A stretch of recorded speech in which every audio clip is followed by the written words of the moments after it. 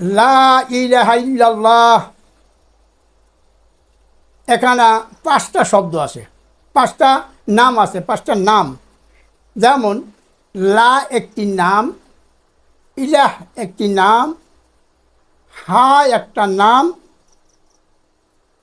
ইল্লা একটি নাম, আল্লাহ একটি নাম।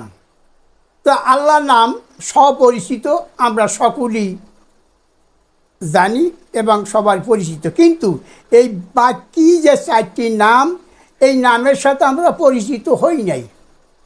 এই নামের যে মূল রহস্য কী, কী কারণে নবী ও রাসূলগণ এই নাম বলতে গিয়ে মাইর খাইছেন, এর কারণ কি, এর রহস্য কী, তা উদ্ঘাটন করতে হবে।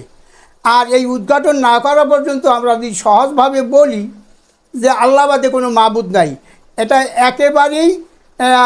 একেবারেই নিম্ন স্তরের কথাবার্তা।